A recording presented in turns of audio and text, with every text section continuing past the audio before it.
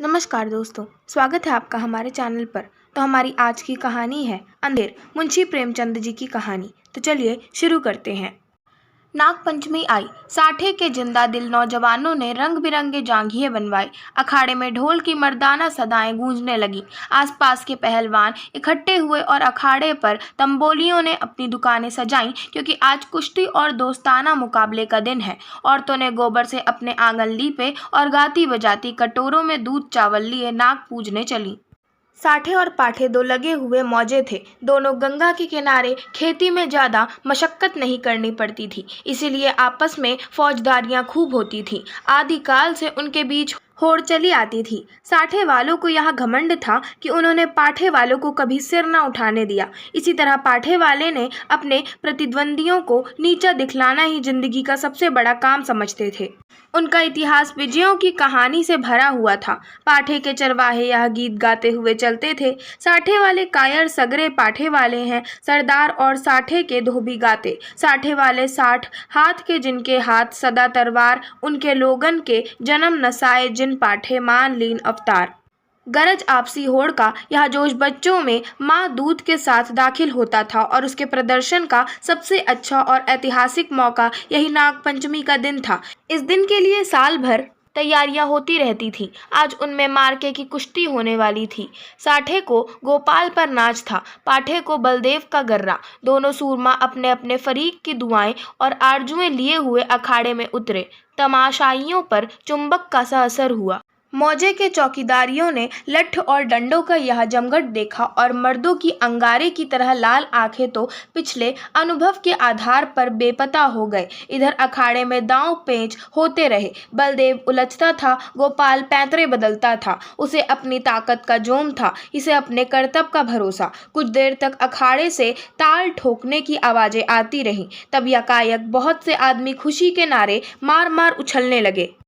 कपड़े और बर्तन और पैसे और बताशे लुटाए जाने लगे। किसी ने अपना पुराना साफा फेंका, किसी ने अपनी बोसीदा टोपी हवा में उड़ा दी। साठे के मन चले जवान अखाड़े में पिल पड़े और गोपाल को गोद में उठा लाए। बलदेव और उसके साथियों ने गोपाल को लहू की आंखों से देखा और दांत पीस कर रह गए। 10 बजे रात का वक्त और सावन का महीना। आसमान पर काली घटाएं छाई थीं।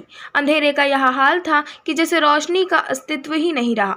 कभी कभी बिजली चमकती थी, मगर अंधेरे को और ज्यादा अंधेरा करने के लिए मेंढकों की आवाजें जिंदगी का पता देती थीं, वरना और चारों तरफ मौत थी। खामोश, डरावने और गंभीर साठे के झोपड़ों और मकान इस अंधेरे में बहुत गौर से देखने पर काली काली भेड़ों की तरह नजर आते थे। न बच्चे रोते थे, न औरतें गाती थी। पवित्र आत्मा बुढ़े राम नाम न जपते थे, मगर आबादी से बहुत दूर कई पुरशोर नालों और ढाक के जंगलों से गुजर कर ज्वार और बाजरे के खेत थे, और उनकी मेड़ों पर साठे के किसान जगह जगह मड़ैया डाले खेतों की रखवाली कर रहे थे। तले जमीन, ऊपर अंधेरा, मीलों तक सन्नाटा छाया हुआ। कहीं जंगली सुअरों के गोल, कहीं नीलगायों के रेवड़। चिलम के सिवा कोई साथी नहीं, आग के सिवा कोई मददगार नहीं। जरा खटका हुआ और चौंके पड़े। अंधेरा भय का दूसरा नाम है। जब मिट्टी का एक ढेर, एक ठूंठा पेड़ और घास का ढेर भी जानदार चीजें बन जाती हैं, अंधेरा उनमें जान डाल देता है। लेकिन यहाँ मजबूत हाथों वाले, मजबूत जिगर वाले, मजबूत इरादे वाले किसान हैं कि यह सब सख्तियाँ झेलते हैं ताकि अपने ज्यादा भाग्यशाली भाइयों के लिए भोग विलास के सामान तैयार करें।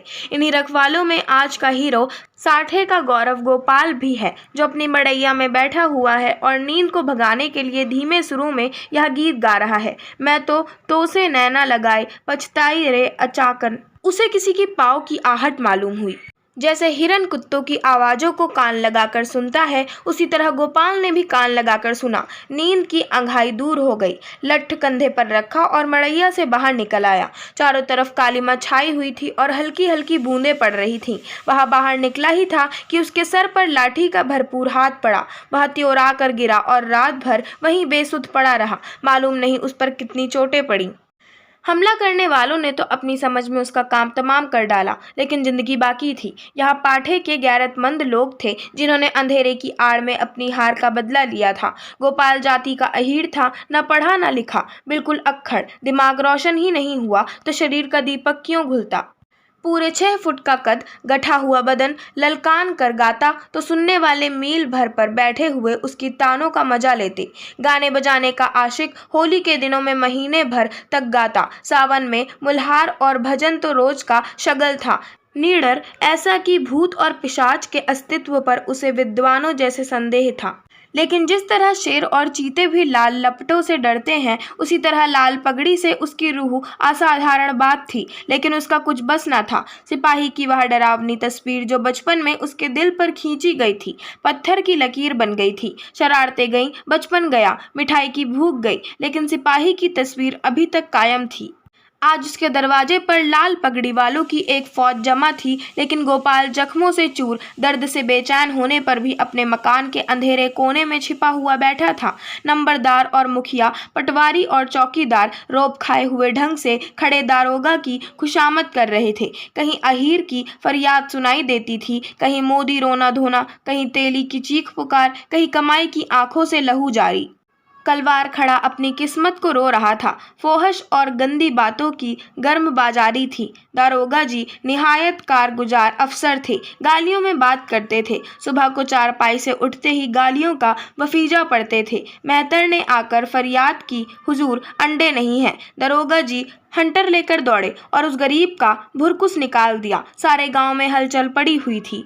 कांस्टेबल और चौकीदार रास्तों पर यों अकड़ते चलते थे, गोया अपनी ससुराल में आए हैं। जब गांव के सारे आदमी आ गए तो वारदात हुई और इस कमबख्त गोपाल ने रपट तक ना की। मुखिया साहब बेत की तरह कांपते हुए बोले, हुजूर अब माफ़ी दी जाए। दरोगा जी ने गजबनाक निगाहों से उसकी तरफ देखकर कहा, यह इसकी शरारत है। दुनिया जानती है कि जुर्म को छुपाना जुर्म करने के बराबर है। मैं इस बदकाश को इसका मजा चखा दूंगा। वह अपनी ताकत के जोम में भूला हुआ है और कोई बात नहीं। लातों के भूत बातों से नहीं मानते। मुखिया साहब ने सिर झुकाकर कहा, हुजूर अब माफ़ी दी जाए। दरोगा जी की त्योरियां चढ़ गईं और झुंझलाकर बोले, अरे हुजूर के बच्चे, कुछ सठिया तो नहीं गया है? अगर इसी तरह माफ़ी देनी होती तो मुझे क्या कुत्ते ने काटा था कि यहाँ तक दौड़ा आता? ना कोई मामला, ना मामले की बात, बस माफ़ी की रट लगा रखी है। मुझे ज़्यादा फुर्सत नहीं है। नमाज पढ़ता हूँ, तब तक तुम अपना सलाह मशवरा कर लो और मुझे हंसी खुशी रुखसत करो, वरना गौसखा को जानते हो, उसका मारा पानी भी नहीं मांगता। दरोगा तकवे व तहारत के बड़े पाबंद थे। 5 वक्त की नमाज पढ़ते और 30 रोज़ों रखते। ईदों में धूमधाम से कुर्बानियाँ होती। इससे अच्छा आचरण किसी आदमी में और क्या हो सकता है? मुखिया साहब दबे पांव गुपचुप ढंग से गौरा के पास और बोले, यह दरोगा बड़ा काफिर है। 50 से नीचे तो बात ही नहीं करता। अव्वल दर्जे का थानेदार है। मैंने बहुत कहा, हुजूर गरीब आदमी है, घर में कुछ सुभीता नहीं, मगर वह एक नहीं सुनता। गौरा ने घूंघट में मुंह छुपाकर कहा, दादा उनकी जान बच जाए, कोई तरह की आंच न आने पाए। रुपए पैसे की कौन बात है, इसी दिन के लिए तो कमाया जाता है। गोपाल खाट पर पड़ा सब बातें सुन रहा था। अब उससे ना रहा गया। लकड़ी गांठी पर टूटती है, जो गुनाह किया नहीं गया वह दबता है, मगर कुचला नहीं जा सकता। वह जोश से उठ बैठा और बोला, 50 रुपए की कौन कहे? मैं 50 कौड़ियाँ भी ना दूंगा। कोई गदर है? मैंने कसूर क्या किया है? मुखिया का चेहरा फक हो गया। बड़प्पन के स्वर में बोले, धीरे बोलो, कहीं सुन ले तो गजब हो जाए। लेकिन गोपाल बिफरा हुआ था, अकड़ कर बोला, मैं 1 कौड़ी भी ना दूंगा। देखे कौन मेरे फांसी लगा देता है। गौरा ने बहलाने के स्वर में कहा, अच्छा जब मैं तुमसे रुपए मांगू तो मत देना। यह कहकर गौरा ने, जो इस वक्त लौड़ी के बजाय रानी बनी हुई थी, छप्पर के एक कोने में से रुपयों की एक पोटली निकाली और मुखिया के हाथ में रख दी। गोपाल दांत पीस कर उठा, लेकिन मुखिया साहब फौरन से पहले सरक गए। दरोगा जी ने गोपाल की बातें सुन ली थी और दुआ कर रहे थे कि ए खुदा, इस मरदूत के दिल को पलट। इतने में मुखिया ने बाहर आकर 25 रुपए की पोटली दिखाई। 25 रास्ते ही में गायब हो गए थे। दरोगा जी ने खुदा का शुक्र किया, दुआ सुनी गई। रुपया जेब में रखा और रसद पहुंचाने वालों की भीड़ को रोते और बिलबिलाते छोड़कर हवा हो गए। मोदी का गला घुट गया, कसाई के गले पर छुरी फिर गई, तेली पिस गया। मुखिया साहब ने गोपाल की गर्दन पर एहसान रखा, गोया रसद के दाम गिराह से दिए। गाँव में सुर्रूख हो गया, प्रतिष्ठा बढ़ गई। इधर गोपाल ने गौरा की खूब खबर ली। गांव में रात भर यही चर्चा रही। गोपाल बहुत बचा और इसका सेहरा मुखिया के सिर था। बड़ी विपत्ति आई थी, वह टल गई। पितरों ने, दीवान हरदौल ने, नीम तले वाली देवी ने, तालाब के किनारे वाली सती ने गोपाल की रक्षा की। यहाँ उन्हीं का प्रताप था। देवी की पूजा होनी जरूरी थी। सत्यनारायण की कथा भी लाजमी हो गई थी। फिर सुबह हुई, लेकिन गोपाल के दरवाजे पर आज लाल पगड़ियों के बजाय लाल साड़ियों का जमघट था। गौरा आज देवी की पूजा करने जाती थी और गांव की औरतें उसका साथ देने आई थीं। उसका घर सोंधी सोंधी मिट्टी की खुशबू से महक रहा था, जो खस और गुलाब से कम मोहक न थी। औरतें सुहाने गीत गा रही थीं, बच्चे खुश हो होकर दौड़ते थे।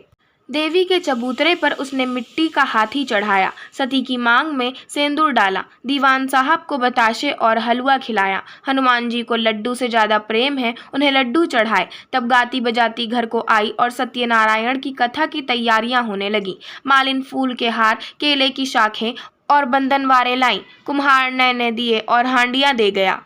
बारी हरे ढाक के पत्तल और दोने रख गया। कहार ने आकर मटकों में पानी भरा। बढ़ई ने आकर गोपाल और गौरा के लिए 2 नई नई पीढ़ियां बनाई। नाइन ने आंगन लीपा और चौक बनाई। दरवाजे पर बंधनवारे बंध गई। आंगन में केले की शाखें गड़ गईं। पंडित जी के लिए सिंहासन सज गया। आपस के कामों की व्यवस्था खुद ब खुद अपने निश्चित दायरे पर चलने लगी। यही व्यवस्था संस्कृति है, जिसने देहात की जिंदगी को आडंबर की ओर से उदासीन बना रखा है। लेकिन अफसोस है कि अब ऊंच नीच की बेमतलब और बेहुदा कैदों ने इन आपसी कर्तव्यों को सौहार्द सहयोग के पद से हटाकर उन पर अपमान और नीचता का दाग लगा दिया है। शाम हुई। पंडित मोटेराम जी ने कंधे पर झोली डाली, हाथ में शंख लिया और खड़ाऊ पर खटपट करते गोपाल के घर आ पहुंचे। आंगन में टाट बिछा हुआ था। गांव के प्रतिष्ठित लोग कथा सुनने के लिए आ बैठे। घंटी बजी, शंख फूंका गया और कथा शुरू हुई। गोपाल भी गाड़े की चादर ओढ़े एक कोने में फूंका गया और कथा शुरू हुई। मुखिया, नंबरदार और पटवारी ने मारे हमदर्दी के उससे कहा, सत्यनारायण का महिमा थी कि तुम पर कोई आँच न आई। गोपाल ने अंगड़ाई लेकर कहा, सत्यनारायण की महिमा नहीं, यह अंधेर है। आशा करती हूँ आपको हमारी आज की कहानी अंधेर पसंद आई होगी। अगर आपको हमारी आज की कहानी पसंद आई हो तो हमारे चैनल को सब्सक्राइब करें, वीडियो को लाइक करें और बेल आइकन दबाना ना भूलें। धन्यवाद।